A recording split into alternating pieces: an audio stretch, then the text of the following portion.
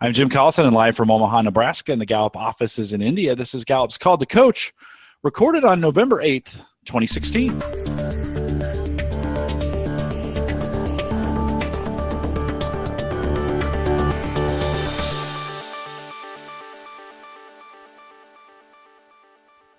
Called to Coach is a resource for those who want to help others discover and use their strengths. We have Gallup experts and independent strengths coaches share tactics, insights, and strategies to help coaches maximize the talent of individuals, teams, and organizations around the world. If you have questions during this live webcast, we have a chat room available for you right below the main video window, right down there. If you just look down there, you can sign in to it. There's a log in button, bottom left-hand corner. Choose it, choose the guest account, and then put your information in and hit submit, and that will put you in the chat room. If you're listening to the recorded version or have questions about custom strengths coaching solutions for small, medium, or large organizations, you can send us an email, coaching@gallup.com, or use the contact form right there on the live page. Don't forget to visit the Gallup Strengths Center, just gallupstrengthscenter.com. For all your coaching resources and StrengthsFinder training needs, you can also catch the video on both streaming and now downloadable audio for offline listening. If you want to recapture that time in a car, on a train, or in a plane, a great way to listen to these webcasts are available both in audio and video forms, available for you on our coaches blog, and all the instructions to get them subscribed, go out to coaching.gallup.com. Pooja Luthra is our host today. She works as an advanced consultant in the Gallup office in Delhi. Pooja, it's always great to see you. Welcome to another Call to Coach. Thank you, Jim. Good morning. Great to see you too. Everyone, welcome. Our guest for today is Aseem Hanspal. Excited to have you with us, Aseem. Just as a quick introduction for Aseem, of course, he's a certified Gallup coach, but more importantly, he's the co-founder and principal consultant at a business consulting firm that he started himself in 2010. It's called Scope Business Consulting. Before that, he worked with L&T, Max New York Life, and other organizations in various leadership roles before he decided to venture out into his own consulting. His forte has largely been owner-managed companies and setting up their strategy, processes, people, etc., going the whole route. And as we hear about 5 minutes ago, he was just telling us that he's actually in the midst of writing a book on his learnings around owner-managed companies. So excited to hear about that as well, Aseem, and we'll pick your brain on that a little bit as well as we go along. Besides consulting with owner-managed companies, he's very passionate about learning and development, which is something that we learned in the 2 courses that he's attended with Gallup, and always shared his passion for training managers and making sure how to take them to the next level is something that he's been keen on doing and working a lot with teams as well. So welcome, Aseem. It's great to see you again. As we traditionally start, let's start a little bit by knowing about your top 5, and we'll take it from there. Good morning, Pooja. Thank you very much for the nice introduction. Good morning, Jim. I'm always happy to be here, with people from Gallup, because Gallup has been a huge impact on me for the last 2.5 years, on me as well as my organization. In fact, very interestingly, I got my assessment done way back in 2010 when I got this book on a bookstore, and I brought it, and there was a code inside that, and then from there I got interested. And then 2 years back when I got more into this, and I attended this certified coach program, and Pooja, you were one of my trainer. It was an eye opener for me when I started knowing more about myself. So my top 5, Pooja, are number 1 is significance. Then I got focus, achiever, self-assurance, and woo. I would also add the 6th here, which is maximizer, because that's a pretty dominant strength in me. So that's what I am. Now on generally whenever you do this test and you get your strengths, sometimes you feel, oh, this is me. Sometimes you feel this is not me. And that's what exactly happened with me. When I got it, I said, okay, these strengths, focus, achiever, woo, yeah, this is me, self-assurance.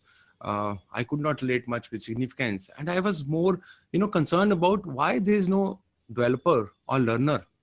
Because I'm in the area of coaching, I'm in the area of training, I develop people. And so when my coaching happened just after the training program, so I asked the same question. And, I got a fantastic insight about strengths at that time, which was a huge buildup on all the knowledge I gathered during my, training program with you guys. So while we were talking, and she asked me some questions, and suddenly realized that for developing people, I'm not using my strength, which is developer, because way down, but I'm more come from maximizer, because I want to create an output. I want to create best out of people, best out of situations. So because the input for that output is going to be developing people, making them learn things. So maximizer is a very dominant strength in me. And learning comes from self-assurance. Now that's an amazing insight for me, that it is not about a particular strength, but these are, as we call it, natural talents. And if they're in you, and if you work on them and make them strength, whatever you are doing, you can achieve in a big way. Now, significance was not a very mature strength in me, although it happened at number one. But it has a lot of we call them edges, which were there, and knowing about them, it helped me that I have to place appreciation at the right place. I don't have to think only about myself and my work. I have to think beyond that, and I'm working on that. I worked on that. It has helped me. But strength number two, focus, which has helped me. And when I look back in my even work, when I was working in different organizations at various roles, I think focus and self-assurance, these are the two strengths which have been very strong in me. I think they were very mature, and focus helps me keeping everybody on the point. So when I work with teams and we are working on a project, as I shared, nowadays I largely work on various consulting projects with the help of my team. So it happens at times, people lose track, people go, but focus strength in me brings them back, and I'm able to pinpoint, hey guys, let's see where we are heading. I want to see, and then achiever on that, I want to see every day how I'm moving forward, where I am today, what is the milestone, what are the measure of success. Now these two strengths in combination has been helping me achieving in a big way, and awareness of them helped you in a bigger way, because now I know how I can use them in a better way. uh, Coming to self-assurance and woo. Now, self-assurance always helped me. I'm overconfident at times. My wife was telling me that, you have this Gallup called Coach Live. Go out, look at some views, read something. And I was telling, don't worry, I'll manage. I've, I've been working. So this happens. But also this self-assurance has given me a lot of insights about how I conduct myself, how I create those ambitious goals, how I'm confident about them. And many times what happens, my colleagues tell me, there is some bad news has happened. And I take it very positively and I say, don't worry, we'll find out a way out. And then I go out and start looking at various things, how we can find out what is the solution which is possible. I think self-assurance is one strength which has made me a highly solution-oriented person. And I always get confident that there must be a way. There has to be a way. If this is a problem, there has to be a way. Woo and Maximizer works fantastically for me, I think, in a combination. And, I love meeting new people. I was just sharing with Jim, when I was in USA, I visited your New York office, I visited your Washington office. I met a lot of people. And otherwise also being into sales for many years, I love meeting people and I love going and meeting them out. I'm pretty confident about them. And today I'm able to, I'm able to also create a kind of circle along with that, which is huge, where I'm going to impact. And if you see, largely my strengths, top five, are in influence and execution. So I'm able to create, and these strengths are working, I'll say, very strongly for me. And I've been lucky to build them further, which are talents and not strengths today, being conscious about them, and pretty confident with these strengths around me, in me, in fact. Great, great. It's always nice to see the level of clarity when one has around their talents, and the more you invest into it, and the clarity clearly shows. I have a quick question around the application. The self awareness part of it is, of course, it's quite evident that it's worked for you. Even when you attended the course at that time, also you were into your own space of business consulting, if I remember Yeah. correctly. So tell me, once having done the course, which means once having become a certified coach in the idea of strengths-based development, how did that fit into the idea of business consulting that you were doing? So how did you sort of see the whole thing come together? Oh, fantastic, fantastic. Actually, it changed entire approach towards my business, to be honest with you. You know, generally, whenever you go to a client for training or business consulting purpose, where we focus on areas of improvement. Yeah. We focus on, this is not happening, how we are going to build it up. And Yeah. my clients used to talk, and I also used to talk the same. I used to say, okay, this is your weak area, let's build it. But this knowledge about Strength Finder, this knowledge about this whole science, I call it science today, it changed my approach towards my client also. Now I started talking to them about, let's talk about what is doing good and let's build on that. Now this suddenly changed perspective in the mind of client also. And he started asking, what are you saying, Aseem? You know, I'm saying this is not working. And you're saying, let me talk. First tell me what is working. Now that is what is changed. And I started talking to clients that, let's not focus on what is not working, because you have to make a lot of efforts to bring them. And I started giving an example, example which I learned somewhere, that, for example, if your son is getting 18 science and 19 maths, or 65 in science and 19 maths, his strength is in maths. But where you focus, we focus on that science, which is 65. Put tuitions on science, ask him to work hard on science, and he ranged from 65 to 68, which is very difficult for him. Whereas maths, he's at 90. If you just focus on maths, he can get to 98, 99 very fast. And somehow it clicked with my clients. And they felt good about this. You know, when you talk about positives and you say, let's build positives, let's not talk about negative, we'll manage them, they start feeling good. And suddenly there is a lot of positivity around this. And my client, either for training or for consulting, they started focusing on that. And it also helped me getting into, later on coaching with Gallup for them, because then we get into conversation and talk about this, that what is this? And I ask them to go ahead with the top 5 and they start talking. So I think my whole approach towards business has changed post Gallup, and it has been helping me and my clients a lot. I would sometimes I joke, I say, my conversion has increased because now I talk about positive things than negative things with my client. I don't go and say, your manager is not doing this, let's improve this. I go and say, your manager is doing good, let's build it further. That's how it has been helping me. Interesting, very interesting. I was really, because I know you've done a lot of business consulting and process and all of that. So I just wanted to see how you were able to merge it. And I think what you said clearly resonates with me as well. I mean, it's just about changing the approach and then taking strengths from there. So tell me a little bit more. So when you get into an organization where you're consulting, and I believe you're doing a lot of consulting with owner managed companies, so which are slightly smaller and more traditional in that sense, at least when it comes to India. What is your general approach like when you come in, and what does it mean to coach people around the area of strengths-based development, especially in a setting like that? So Pooja, I'll little go back, and I say, when I completed my course and did my those coaching assignments and given exam and got my certification, now I thought I have to have much more conviction. So first thing what I did is, my entire organization, they did their top 5. Okay. The leaders did their full strength course. And once I did that and created that grid of, team grid, it was an eye opener for me. So I'll give you an example.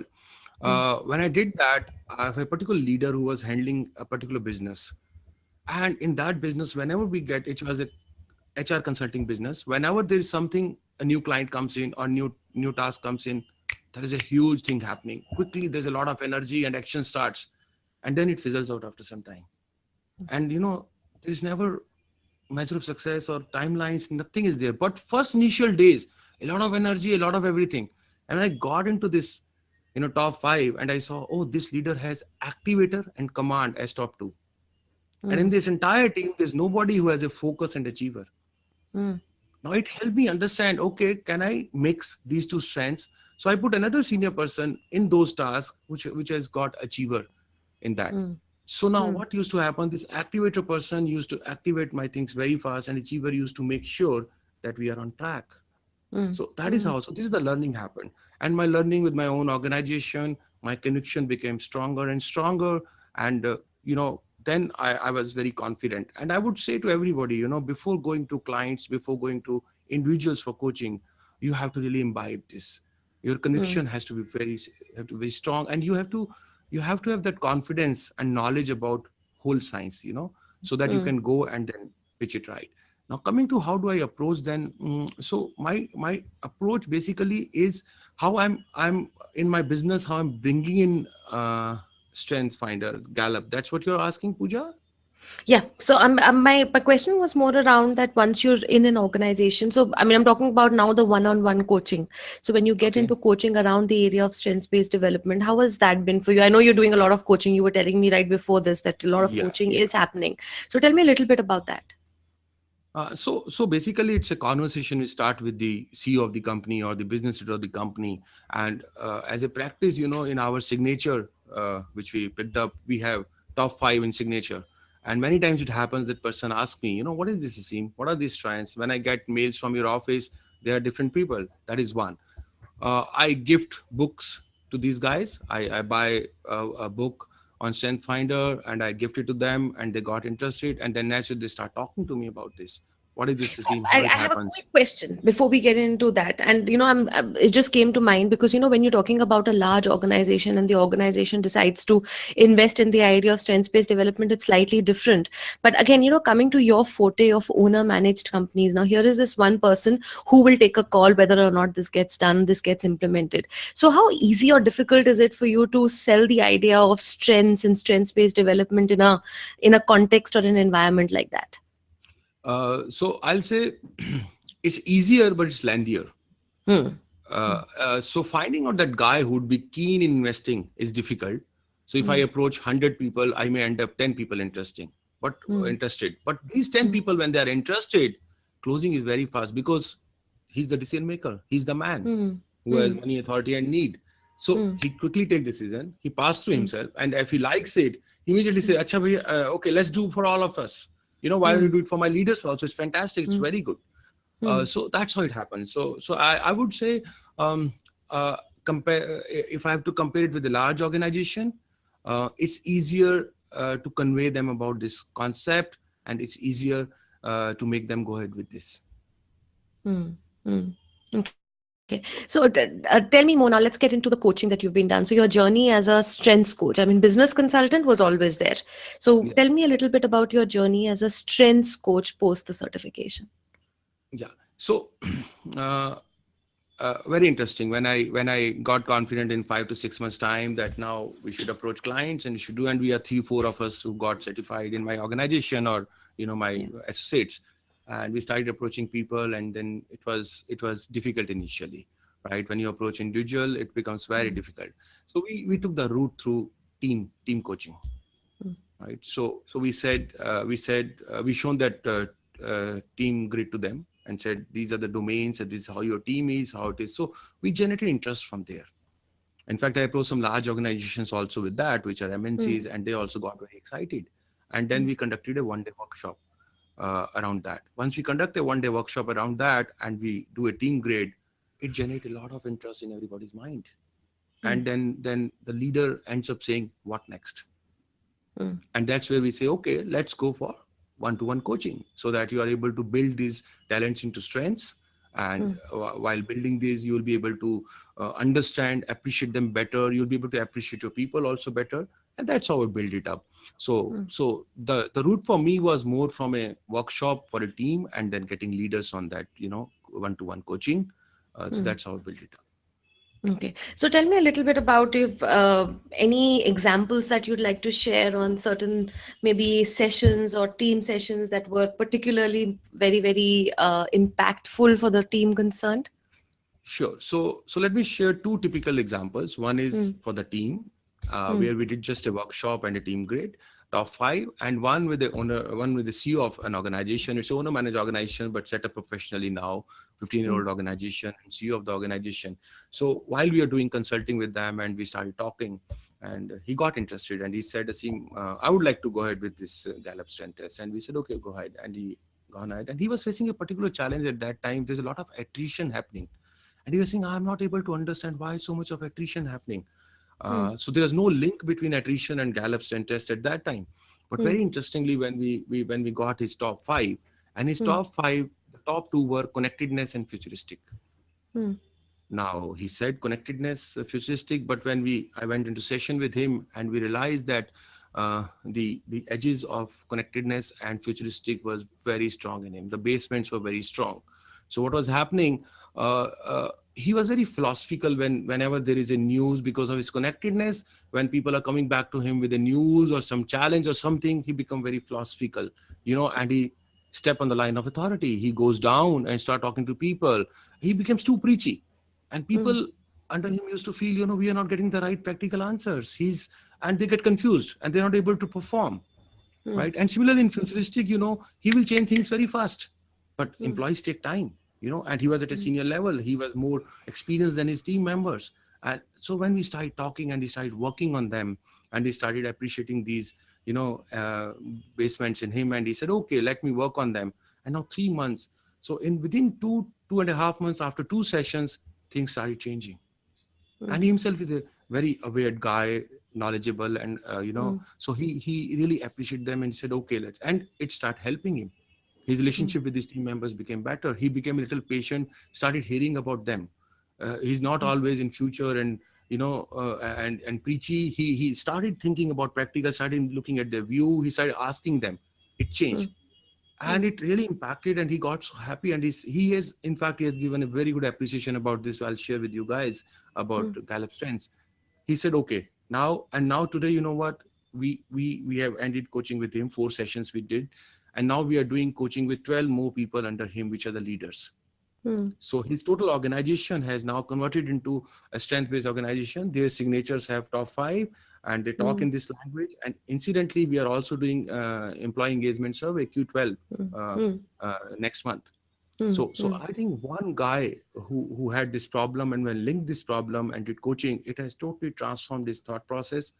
He's looking at his organization, looking at his people, and today he's talking about engagement, talking about working on strengths.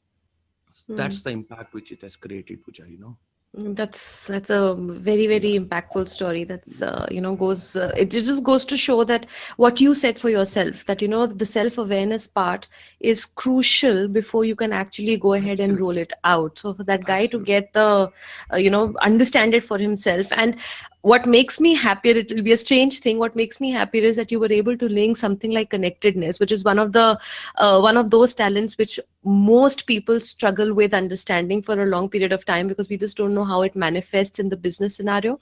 But to talk about some of the edges there and to sort of capture it, I think was brilliant. That was really, really nice.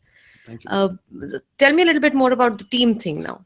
So so this is another organization. So they have multiple hotels with them, and so the Indian leader, he approached me once, and he said, Aseem, I want to have a workshop where my team is not gelling well. My team, they don't appreciate each other, and there is a lot of issues happening in them. So we thought about a lot of stuff and said, okay, let's do a one-day workshop on team. So we asked them to go for top 5, and they did top 5, and after that we created that grade.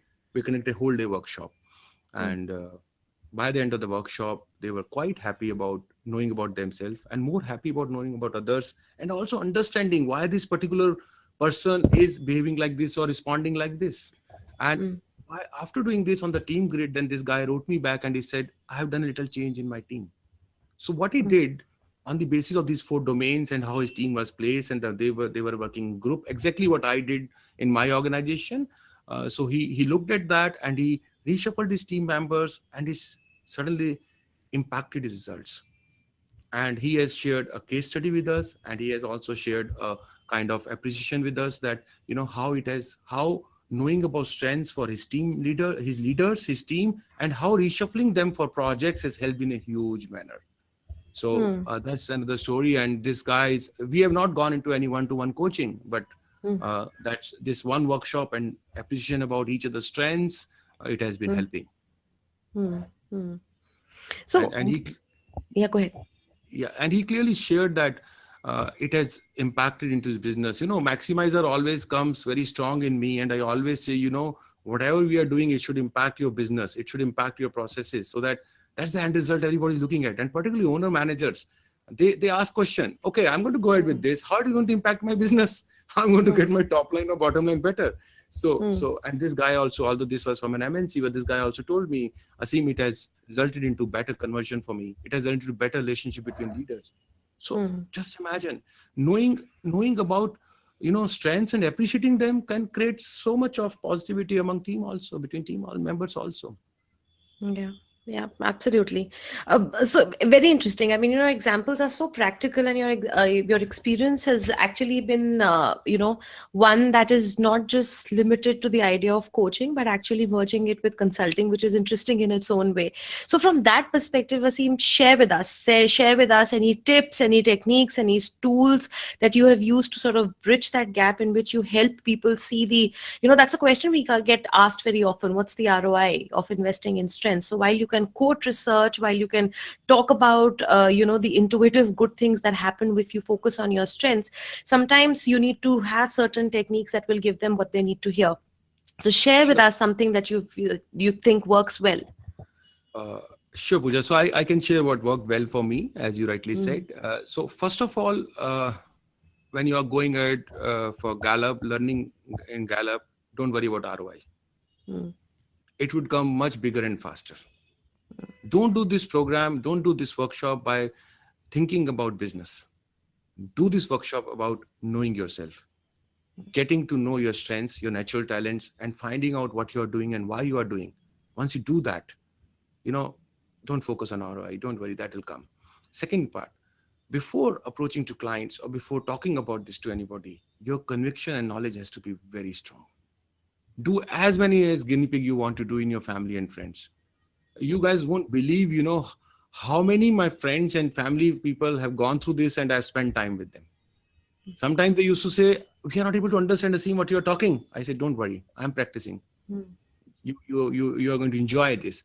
Once that conviction in you, when that knowledge is you, and when you can correlate this, when you approach, then when I approached, I never pushed this. I never sold this product as a product or a process I just talked about this. I said, you know what, you know about Gallup, do you know about strengths we have? Do you know we create results more with our strengths? And this is what I do, and I share my story with them. You know what happened, I share. I never knew, this is in me. And then when I start sharing this story with them, start talking, they got interested. So, and they start asking, so how can we know about our strengths? And that's the point I say, okay, why don't you do this top five? And sometimes I just send them a code and they say, why don't you do it? And naturally, when they do it, they get the report. It's very interesting. Now they have more questions in their mind and they start asking. And that's where I start talking to them. So mm, that leads to ultimately leads to business. So mm, my one line would be, it is such a good thing. Let's not sell it as a business. mm, Let's sell it as a concept. Let's sell it as a knowing yourself, and it works. So mm, I don't remember if I have sent any proposal or any quotation or any email to anybody in a formal way. It always mm, happens over talk, and sometimes I go and do the one coaching to the leader of the organization, and I just tell him, why don't you just do it and understand this? If you find it good, and it is something everybody find very valuable. mm. So let me phrase this slightly differently. So, one is Yeah. the ROI when people ask you a stated one, which is not the case, and I get that.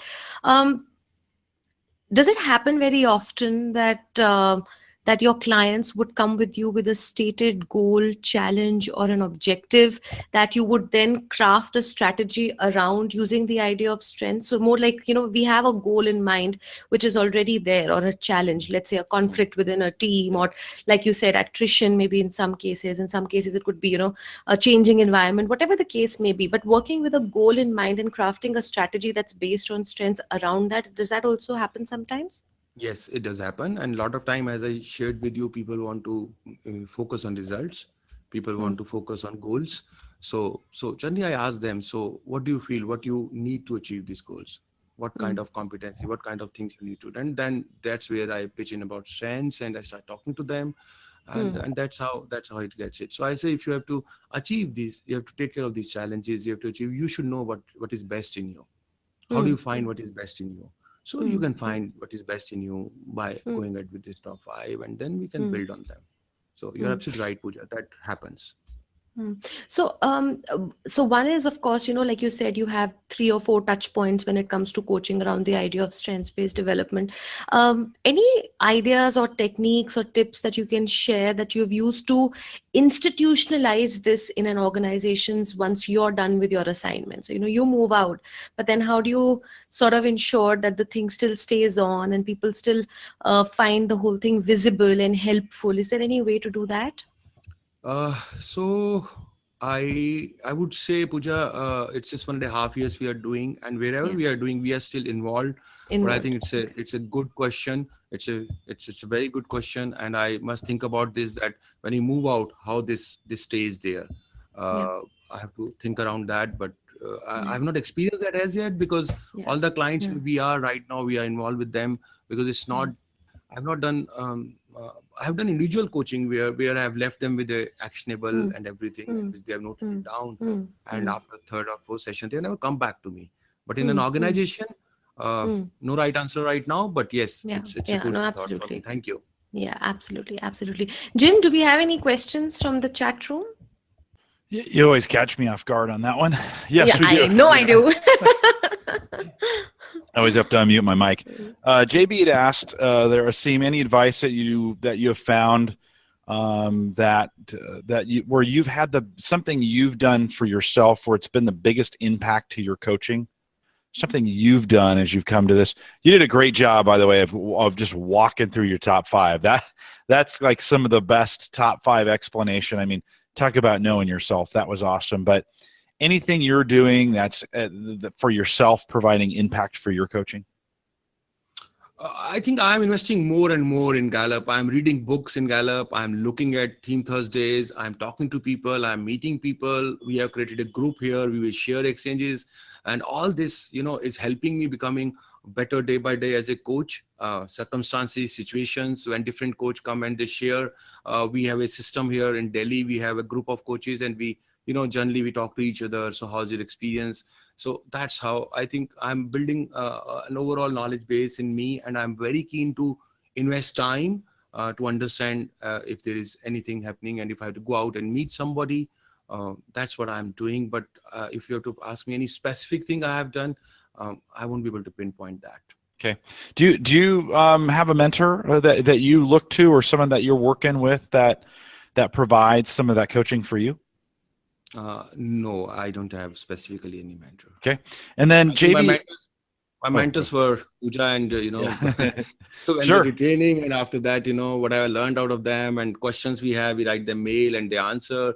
And then there's so much on the web, you have so many people talking so many things. You have any challenge, you just go to the web, you ask a question. I think that way, as an organization, Gallup is fantastic.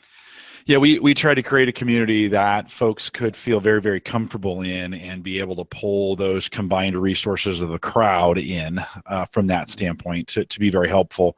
With some 7,000 people in our Call to Coach group alone on Facebook, a couple thousand in our Yammer group, we try to make that a group to provide that kind of feedback or mentoring or ideas along those lines. So JB also asked, do you ever return to check up on your clients? Pooja, you kind of alluded to this. I wasn't sure if it was answered. So if so, how often do you talk to them? And how does that conversation go after an engagement?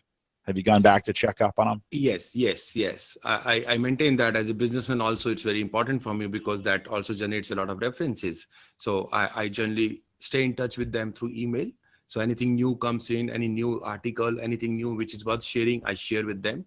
And at times I just pick up the phone and say, so what's going on, how it's going on, and I try to talk in a strength language. So I'm in touch with them, most of them. So whatever people we have coached as an organization or as an individual, we go back to them. And do you have a standard frequency in which you do that, or do you kind of individualize it by the client because they have different needs? So there's no standard. It depends on the client's need. It depends on the level of coaching which took place and the interest of the client. So it's a very individualized approach, and it also depends on the coach. So as I shared, I have 4 people in my organization. We have got together. We are doing it. It also depends on the coach how he wants to do it. Yeah. Do you guys do any coaching with entrepreneurs? Yeah, largely I have been. That's owner manager company entrepreneurs. That's my forte. That's the area. So whatever we have done, I think 80% we have done with entrepreneurs. And then do you get a commitment for a certain number of sessions when you're coaching with an entrepreneur? Yes, we get one basic session in the first session, which is a little lengthier, which takes 2 hours time, and then 3 more sessions, 1 hour each. So we do 1 + 3. So it's a 4-month commitment from that guy. And then when you mentioned this before about you said it twice or maybe even 3 times about putting the top 5 in the signature of email, so like people know, right?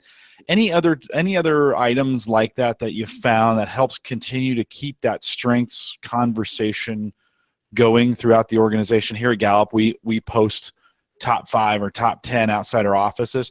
But anything else you've found really helpful in keeping that conversation going in an organization or in a small business?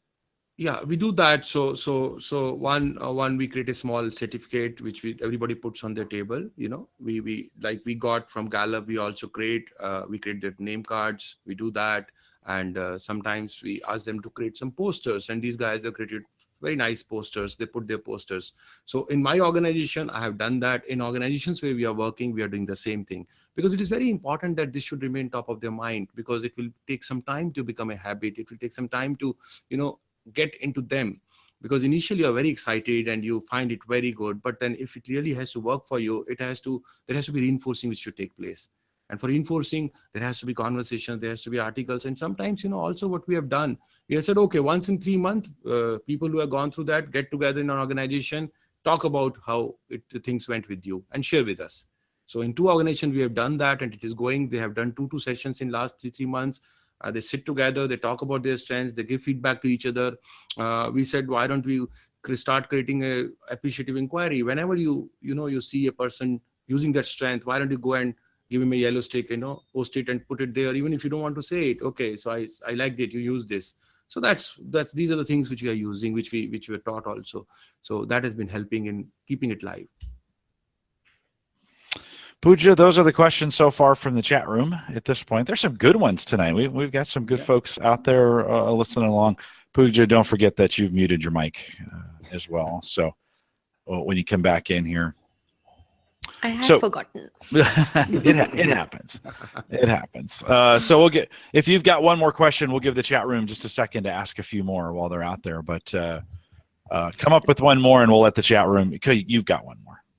And I was more alluding to telling you that one is, of course, we have great people in the chat room. The second thing is, I think Aseem's experience has been so practical and hands-on that it's just solicited all of these things that most people try to do, and this practical advice coming from a guy who's been there, done that. So Aseem, thank you for all the examples and techniques and tips that you've shared with us. It's been very helpful, at least for me, to hear some of the applicability in organizations that are smaller and organizations that are, like you said, the larger ones as well. So it's been good listening to your examples. One more question just came in. JB asked, are you using our EP10 tool for entrepreneurial at all? I have done my own EP10, and I'm very keen. But what I gathered that right now we have not introduced in India, but I'm very keen. And in fact, whenever I meet anybody in Gallup, I ask questions when we are getting EP10 in India. It's a fantastic tool for entrepreneurs, and I'm sure it is going to create a lot of business opportunity, and it is going to add a lot of value to the entrepreneurs. But honestly, I have only done for myself being an entrepreneur, and but I have not done for any of my clients today. Yeah, it's a growth. Anxiously here in India for EP10, Aseem, and you'll probably be the first to know. But yes, we're waiting very anxiously for it to come, and we're all very, very excited about it, and we're hoping it will come sooner rather than later. But in Gallup's own way, we don't like to launch anything before it's perfect. So that's the reason why. That's the question I asked Jim Clifton. He said, "What anything you want in India?" I said, "I want EP10." And he gave me the same answer. He said, we have to have data and we have to perfect it for Indian market, but we are waiting. Yes. Yeah, we do indeed. And we're working hard on that here in the United States as we roll that out. And some changes coming as well. In fact, we'll have an update here, I think on the 16th. I'm doing an update with Todd Johnson. There's some additional new information coming out about that. It's just as we get new data and we fill those pieces in. Let me ask you one more question with your team. So you've got this team that are working with you. How often do you guys spend some time just as a team getting together, reflecting as a team in your own team grid and how you guys are laid out and how that works together. Sometimes we forget about that. We get so busy in the business of coaching, we forget that we're part of that team as well. Have you guys found anything really helpful in keeping that team kind of in synergy? So this is the team of Gallup coaches we have. The coaches, no, the coaches that work with you. You said you've got some. So we very structuredly meet once in a month, and we spend half day once in a month. In fact, today after this, we are meeting together. We are going to talk. We're going to share our experiences, what went well, what could have been better, and we update our knowledge every month. Once half day, we spend 4 of us together, and if required, we invite somebody or we talk to somebody from our group here in India. So many times we have asked questions on that WhatsApp group. We have asked questions on email to people, and we got the answers. So it is helping. So structurally, every month, 4 to 5 hours we spend together. No, that's great. And then Kate asks, are they all certified as well? Yes. From the chat room? Okay. Yes. There you go. All right. I think this might be the best questions we've gotten from the chat room in a while. So if you guys are listening out there, thank you for joining us live. Pooja, anything else as we wrap this up? I have nothing at my end. I think I'm done with my questions. All righty. Aseem, thank you for taking the time today to be a part of this. It's great. We're looking forward. You'd mentioned before that you're coming out. Hopefully, we'll get to see you during the summit. I missed you the last time in the United States, but always good to connect with you. I think we'll see a few more from India, Pooja, this year, now that we've given everybody a year of notice.